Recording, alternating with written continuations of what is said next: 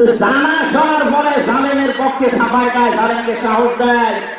নবীজি জানিয়েছেন তিরমিজির হাদিস, কেউ যদি জেনে শুনে জালেমকে সাপোর্ট দেয়, তার পক্ষ নেয়, তাকে ভালোবাসে, সহযোগিতা করে, ও নবীর উম্মত থেকে বের হয়ে যায়।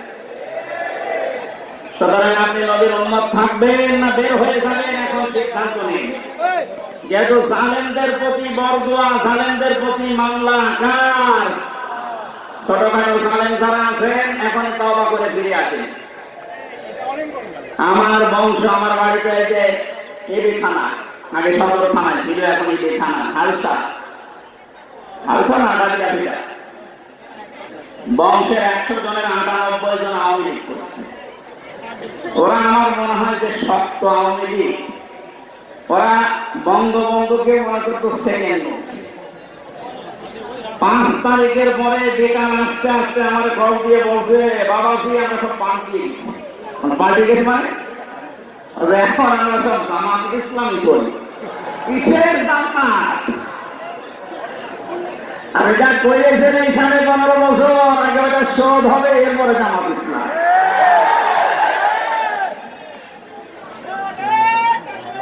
না তারপরে সেকেন্ডে পাল্টে জড়িয়ে নিয়েছে।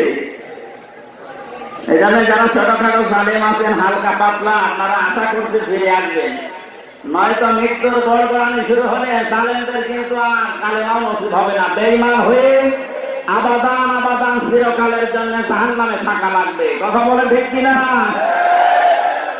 অন্তত অন্য জেলায় যাই হোক, আমার এই জেলা জাহান্নামে যাবে, আর আমি সারা দেশে আমি ঘর ছেড়ে বেড়াই, আমার ঘরে ঘর নেই।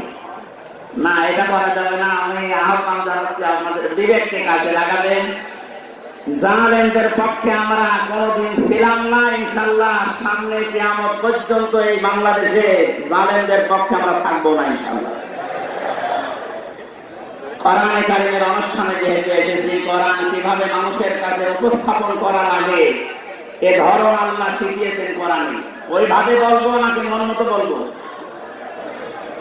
কোরআনে কারিম কিভাবে আপনি মানুষের সামনে উপস্থাপন করবেন, বর্ণনা দেবেন, 1500 বছর আগে আল্লাহ পাক আমাদেরকে শিখিয়েছেন। কিতাবুন উনজিলা ইলাইকা ফালা ইয়াকুম ফি সাদরিকা হারাজুম মিনহু লিতুনযিরা বিহি ওয়া যিকরা লিল মুমিনিন। বলেন আল্লাহু আকবার। সূরা আরাফ 8 নম্বর পারা 10 নম্বর পৃষ্ঠার 1 নম্বর লাইনের 2 নম্বর আয়াত। এটা তাফসীরে ফি জিলালের কোরআনে লেখা আছে। সাইয়্যিদ কুতুব লিখেছে, আল্লাহ পাক বলেন, নবী এই যে একখানা কিতাব, এটা আপনাকে আমি দিলাম, এটা যখন মানুষের সামনে আপনি বর্ণনা দেবেন, ব্যাখ্যা করবেন, তাফসীর করে শোনাবেন, 2টা বিষয় খেয়াল করবেন। হারাজুম মিনহু লিতুনযিরা বিহি লিসাদরিকা, আপনার মনের ভেতরে যেন কোনো সন্দেহ, সংশয়, দ্বিধা, দ্বন্দ্ব, ভয়, ভীতি এগুলো আপনার মনে যেন না ধরে। আর যিকরা লিল মুমিনিন, কোরআন এই দেশে এই পৃথিবীতে মুমিনদের জন্য উপদেশ। এর ভেতরে হারাজুন শব্দের ব্যাখ্যাটাই, হারাজুনের ব্যাখ্যায় আমি 2টা অর্থ পেয়েছি। হ্যাঁ নবী, আপনি যখন কোরআনের কথা বলতে যাবেন, অনেক মানুষ আছে না বোঝার কারণে আপনার উপরে মন খারাপ করতে পারে। এরকম মানুষ কথা বুঝতেছে?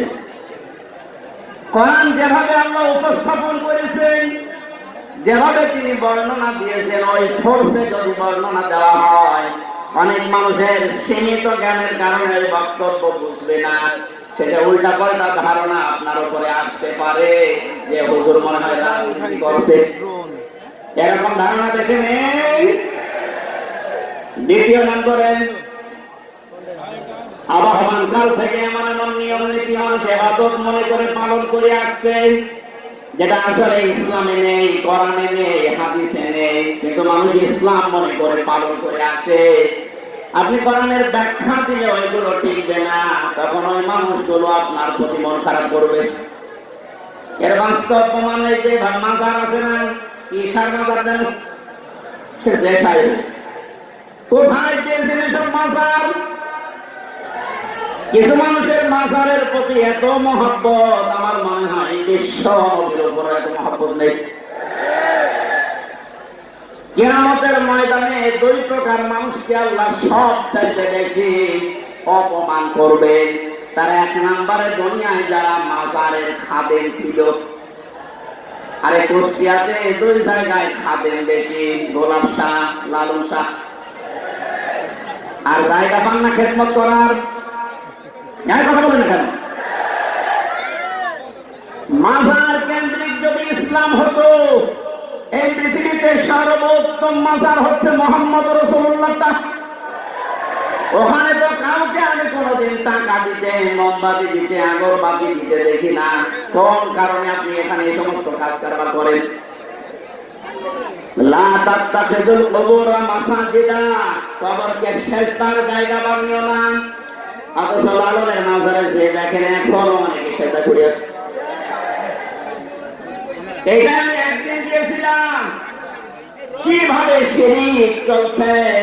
কোরআন দিয়ে হাদিস দিয়ে বললে বাংলাদেশে 48,000 মাজার, একটা দিচ্ছে না। আজকে দেখলাম 2টা মাজার অলরেডি বড় বড়, যেগুলো সবচেয়ে বেশি ইনকাম হতো দেওয়ানবাগি, আর ওদিকে 8 রশি ব্যাংকে মুড়িয়ে দিয়েছে। শিরক যে দেশে চলে, ওই দেশে আল্লাহর রহমতের দৃষ্টি আল্লাহ তুলে নেয়। আমার তো মনে হচ্ছে যেভাবে দেশ থেকে এখন শিরক আস্তে আস্তে আরম্ভ হচ্ছে দূর হওয়া, আল্লাহর রহমত এই দেশটা আল্লাহ ভরে দেবে ইনশাআল্লাহ। কোন মৃত মানুষের প্রশংসা করা 3 দিনের উপরে জায়েজ নেই। ভালো করে শোনে, আমি মানিয়ে বলছি, যত আপনজন হোক, মারা গেলে 3 দিনের পরে আপনি আর শোক পালন করতে পারবেন না।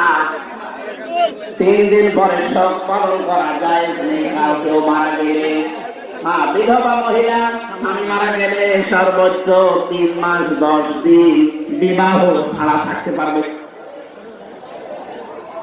আপনাকে আত্মীয় হয় গোপালগঞ্জের লোক,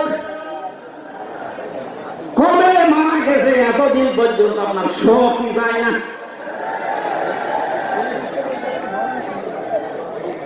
আপনাকে রাগ হয়ে যায়, তাহলে হাদিস থেকে বাদ দিয়ে দিন। আমি তো গোপন করলে আমার সমস্যা হবে, কিয়ামতে আমার জহরটা কেটে দেবে।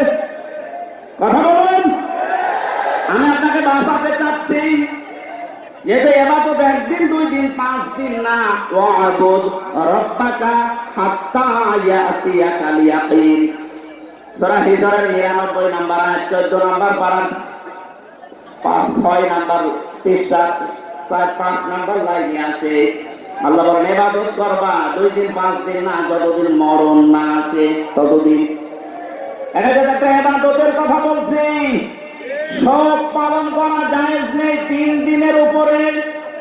এখানে ইমাম হোসাইন মারা যাওয়ার পরে আজও যারা শোক পালন ছাড়েন না, আপনি ইসলামে নেই। এটা একটা বেদাত। এই কথা বলেন কেন? আপনার মহব্বত ইমাম হোসাইনের প্রতি এত বেশি যে হাই হোসেন করে পিঠের চামড়া তুলে ফেলছেন। তো ওনার তো আরেকটা ভাই ছিল হাসান, উনি মারা গেছে বিষ খেয়ে। একটু বিশ্বাস করে কি পুরাটা বাটপারি এটা। ইমাম হোসাইনকে নিয়ে যদি